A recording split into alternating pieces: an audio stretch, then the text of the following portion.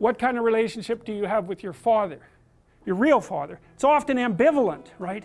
Because there's an element of him that encouraged you, hopefully, because without the encouragement of your father, man, the world is a dismal place. It's very difficult to be a courageous person unless you have your father in body and spirit behind you. It's very demoralizing. Like, it really kills people not to have their mother. They just don't recover from that. And I think people can recover from a fragmented father relationship, but it's the next worst thing. You know, because if your father rejects you or doesn't form a relationship with you, it's as if the spirit of civilization has left you outside the walls as of little worth. It's very difficult for people to recover from that.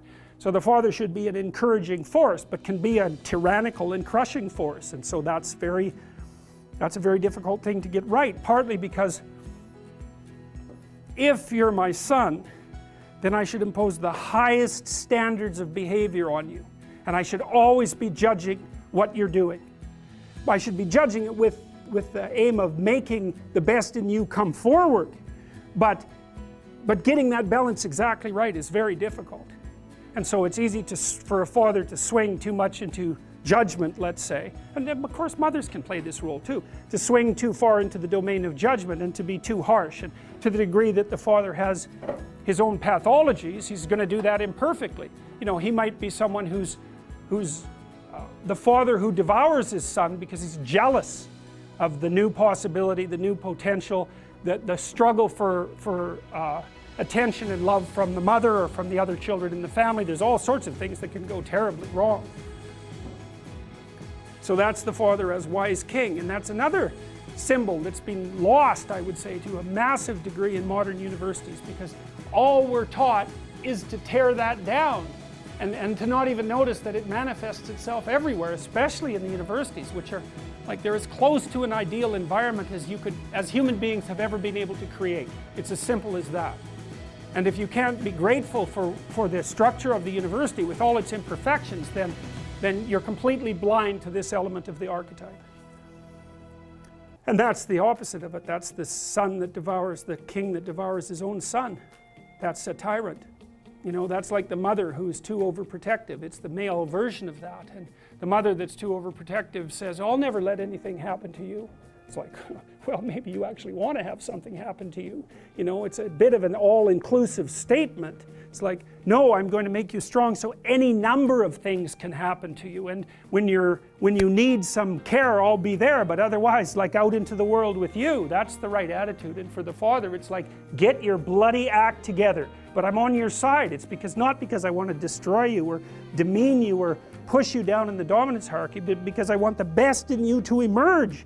And so you need standards. It's like, what are you doing wasting your life? There's way more than that to you. Get your act together and bring it out. And that's a message that people really want to hear if they have any sense at all. And generally they do want to hear it.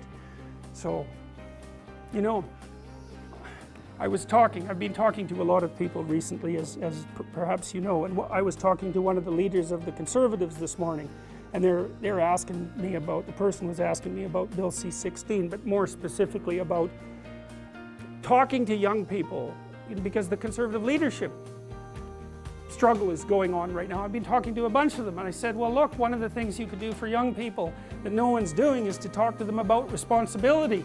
Because everyone talks to young people about rights.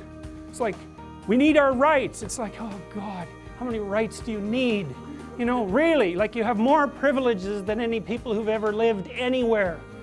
Well, it's so dull to hear that. It's so dull, it's so pathetic, and what would you call it? It's so demeaning that you have to be protected and have your rights. It's like I said, there's a huge marketplace for responsibility. That's what you want to talk to young people about. It's like, get your act together and do something worthwhile with your life.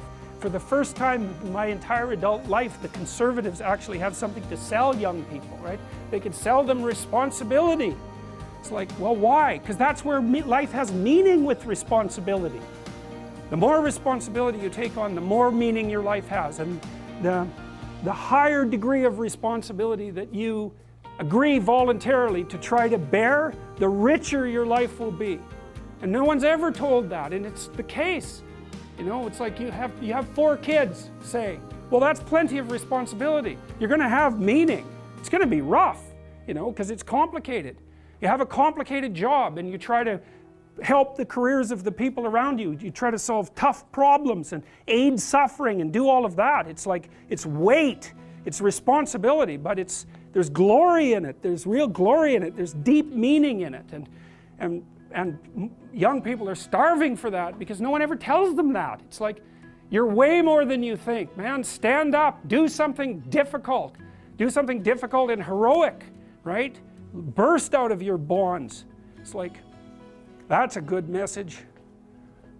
It's a necessary message because we have to be more than we are, because if we aren't, we're not going to survive.